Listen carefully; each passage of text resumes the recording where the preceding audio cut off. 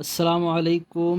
যারা মরিঙ্গো gain plus এবং মরিঙ্গো gain নিতে চাচ্ছেন তারা আমাদের স্ক্রিনে দেওয়া নাম্বারে যোগাযোগ করবেন।